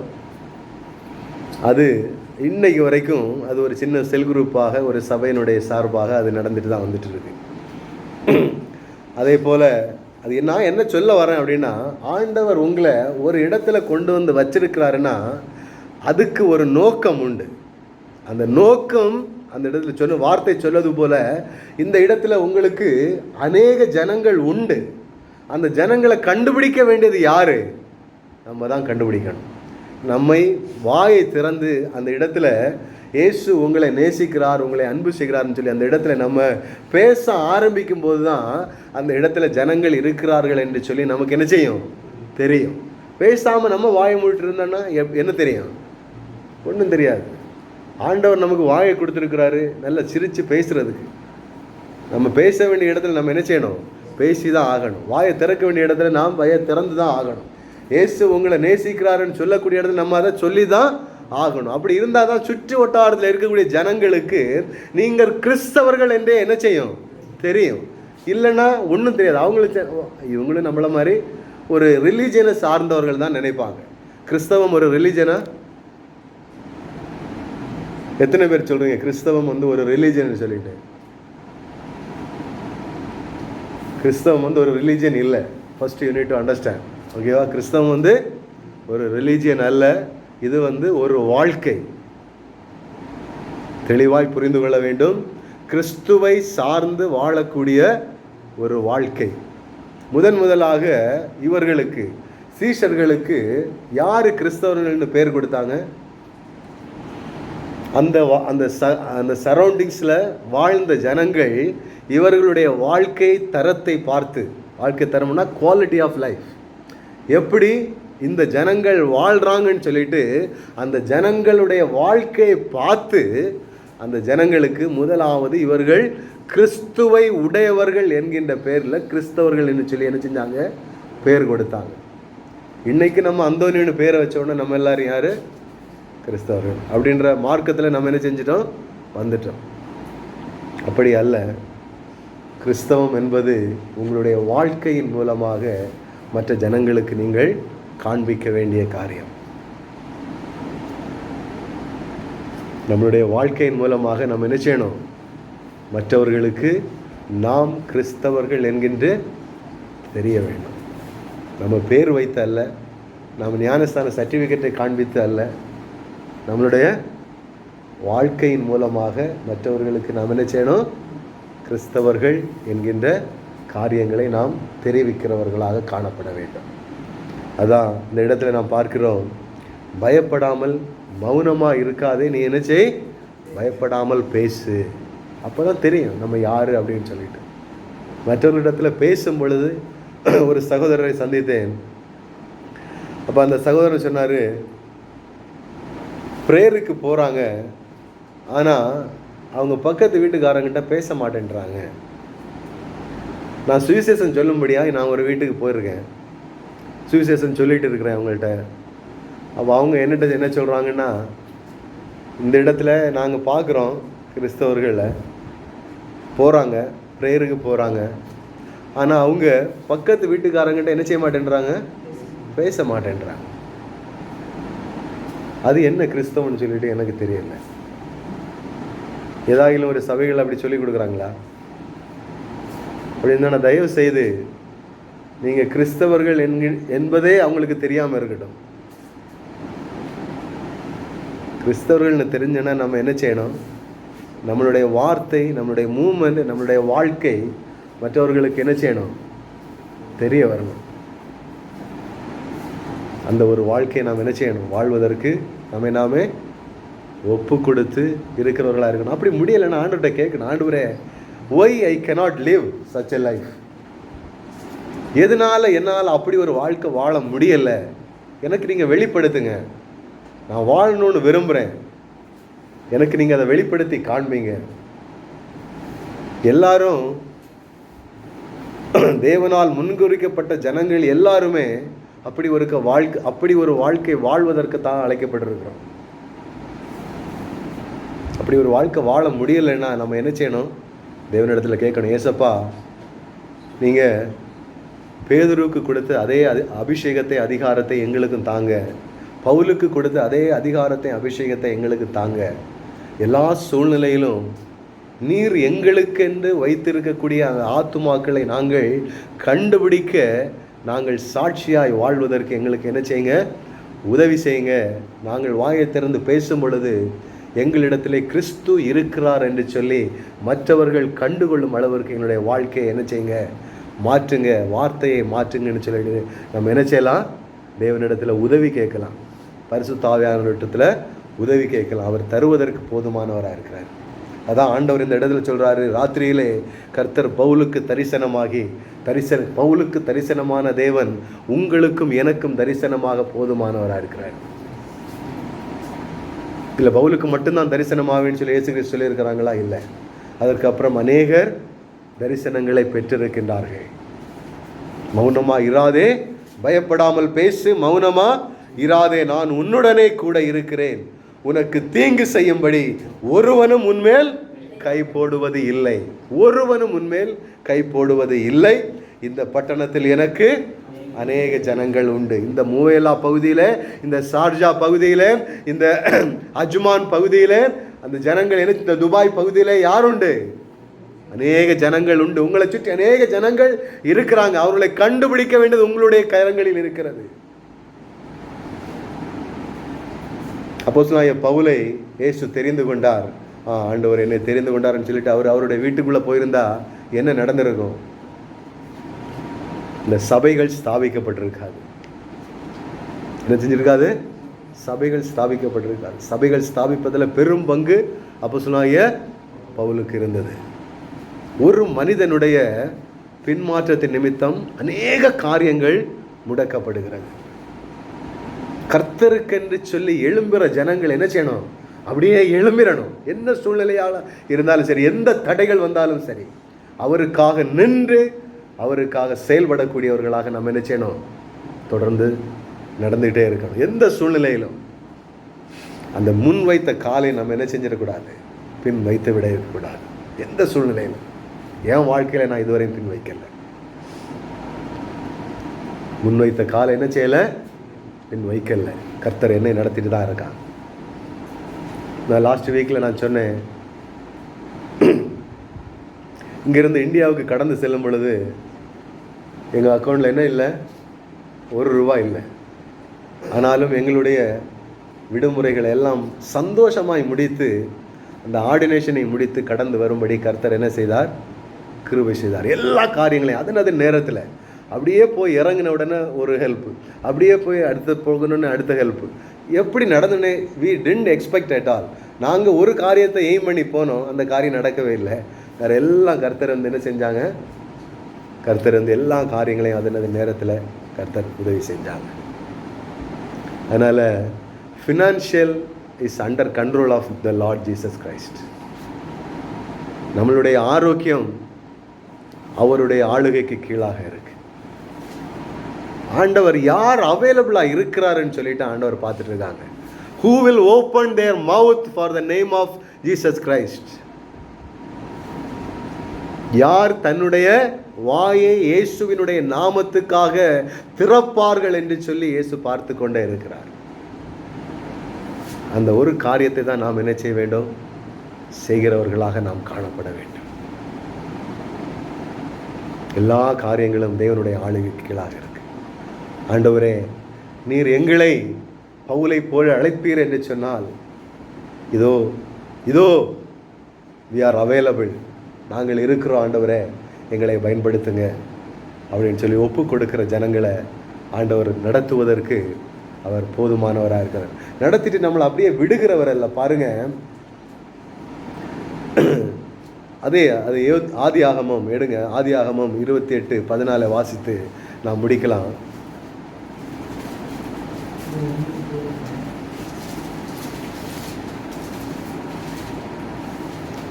ஆதியாகமம் சந்ததி பூமியின் தூளை போலிருக்கும். ம் நீ மேற்கையும் கிழக்கையும் வடக்கையும் தெற்கையும் பரம்புவாய். உனக்குள்ளும் உன் சந்ததிக்குள்ளும் பூமியின் வம்சங்களெல்லாம் ஆசீர்வதிக்கப்படுவாய்.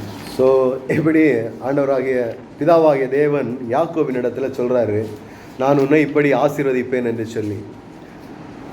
இன்னைக்கு பவுலின் இடத்துல இயேசு சொன்னார், நீ என்ன செய்யாத, மௌனமாய் இராதே, நீ பேசுன்னு சொல்லிட்டு சொன்னார். இந்த தேசத்தில் அநேக ஜனங்கள் உனக்கு உண்டு என்று சொல்லி தேவன் சொல்லிட்டாரு. அதனால அவர் என்ன செய்யலை, அமைதியாக இருக்கல. அவர் போகிற இடங்களிலெல்லாம் சபைகளை ஸ்தாபித்து லீடர்களை உருவாக்கி எல்டர்களை உருவாக்கி கடந்து சென்றார். In spite of all the enmities, எவ்வளவு எதிர்ப்புகள் அவருக்கு கடந்து வந்த நேரத்திலையும் தேவன் அவர் மேல் வைத்த அழைப்பை அவர் என்ன செய்யலை, ஒன்றுமே கன்சிடரே பண்ணலை. கர்த்தர் அவர் மேலே வைத்த அழைப்பை அவர் நேர்த்தியாய் அவர் நிறைவேற்றி கொண்டே வந்தார். பாருங்க, இங்கும் இந்த இடத்திலும் யாக்கோபை ஆண்டவர் அழைக்கின்றார். அழைத்து ஆண்டவர் சொல்கிறார், நான் உன்னை என்ன செய்வேன், பூமியின் உன் சந்ததி பூமியின் தூளை போல் இருக்கும். நீ மேற்கேயும் கிழக்கேயும் வடக்கேயும் தெற்கேயும் பரம்புவாய். உனக்குள்ளும் உன் சந்ததிக்குள்ளும் பூமியின் வம்சங்கள் எல்லாம் ஆசீர்வதிக்கப்படும். ஆண்டவரே, நான் உமக்காய் ஊழியம் செய்கிறேன், எனக்கு என்ன கிடைக்கும் என்று கேட்கிற ஜனங்களுக்கு ஆண்டவர் இந்த நேரத்தில் சொல்கின்றார், நீங்கள் என்ன செய்வீங்க, 4 திசைகளிலும் ஆண்டவர் உங்களை ஆசீர்வதித்து பரம்ப செய்ய போதுமானவராக இருக்கிறார். நீங்கள் ஒரு திசையில் தான் பரம்பணும்னு நினச்சிங்கன்னா ஆண்டவர் சொல்கிறார், இல்லை இல்லை, நான் உங்களை என்ன செய்ய போகிறேன், 4 திசைகளிலும் நான் உங்களை ஆசீர்வதித்து பரம்ப வைக்க போகிறேன். ஆனால் உங்கள் நாவுகள், உங்களுடைய வாய், கர்த்தர் நமக்கு தரக்கூடிய ஆசீர்வாதங்கள் எல்லாம் அவருடைய நாம மகிமைக்காக நாம் பயன்படுத்துகிறவர்களாய் நாம் இருப்போம் என்று சொன்னால் ஆண்டவர் மேன்மேலும் நம்மை ஆசீர்வதிப்பதற்கு போதுமானவராக இருக்கிறார். எஜமான் புறதேசத்திற்கு கடந்து செல்லும் பொழுது அவர்களுக்கு என்று சொல்லி ஒவ்வொரு பொறுப்பையும் ஒப்பு கொடுக்கின்றார். 1 தாலந்து, 2 தாலந்து, 3 தாலந்து, 5 தாலந்து, 10 தாலந்துன்னு சொல்லிட்டு ஒவ்வொருவருக்காக கொடுக்கிறார். 10 தாலந்துள்ளவர்கள் தேவனுக்காக பயன்பட்டு 10 தாலந்துகளை சம்பாதித்தார். 1 தாலந்தை பெற்றுக்கொண்டவர் என்ன செஞ்சான், போய் புதைச்சி வச்சுட்டான். புதைச்சி வச்சுட்டு ஆண்டவர் வரும் வரையும் கவனமாக இருந்து அந்த 1 தாலந்தை எடுத்து கொடுத்தான். ஆண்டவர் என்ன பண்ணார்னா, அந்த 1 தாலந்தை வச்சே உன்னால் பயன்படுத்த தெரிலன்னு சொல்லி அந்த தாலந்தை வாங்கி 10 தாலந்து உள்ளவனுக்கு கொடுத்துட்டான். இது எந்த விதத்தில் நியாயம்? தேவனுடைய நியாயம் அதுதான். கர்த்தர் நமக்கு தரக்கூடிய ஆசீர்வாதங்களையும் தாலந்துகளையும் நாம் அவருக்காக பயன்படுத்தாமல் இருந்தோன்னா ஆண்டவர் என்ன செய்வார், அதை பிடுங்கி பயன்படுத்துகிறவங்களுக்கு கொடுத்துருவார். கர்த்தர் நம்மை ஆசீர்வதிப்பதற்கு போதுமானவராக இருக்கிறார். ஆனால் அவருக்காக நீங்கள் செயல்பட்டு பாருங்கள். நீங்கள் கிரகிக்க முடியாத அளவிற்கு கர்த்தர் உங்களை ஆசீர்வதிப்பதற்கு அவர் போதுமானவராக இருக்கிறார். நம்ம ஜெபிக்கலாம். ஆமென்.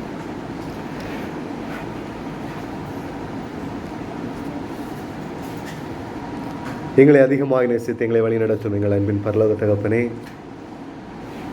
இந்த நல்ல நாளுக்காக நன்றி செலுத்துகின்றோம். ஆண்டவரே, நாங்கள் கேட்ட வார்த்தைகளின் அடிப்படையில் நாங்கள் உமக்காய் நீர் எங்களுக்கு தந்திருக்கக்கூடிய தாளந்துகளை பயன்படுத்த நீர் எங்களுக்கு உதவி செய்யும்படியாய் ஜெபிக்கின்றோம். ஆண்டவரே, எந்த சூழ்நிலையிலும் உம்மை மறுதலியாமல், எந்த நெருக்கடியிலும் உம்மை மறுதலியாமல் இந்த பூமியிலே நிற்பதற்கு நீர் எங்களுக்கு கிருபை தரும்படியாய் ஜெபிக்கிற ஆண்டவரே, எங்களை சுற்றி என்ன சதிகள் நடந்தாலும் அது எங்களை ஒன்றும் செய்யாது என்று சொல்லி இன்றைய நாளிலே நாங்கள் அதை தெளிவாய் அறிந்து கொண்டோம். நீர் எங்களுக்கு வெளிப்படுத்தி தந்தீங்க. அதற்காக உமக்கு கோடான கோடி நன்றிகளை ஏறெடுக்கிறோம். தொடர்ந்து உம்முடைய பிரயாணத்திலே இன்னும் வல்லமையாய் செயல்படுவதற்கு நீர் எங்களுக்கு உதவி செய்யுங்க. ஆசீர்வதிங்க, பலப்படுத்துங்க. ஆமென்.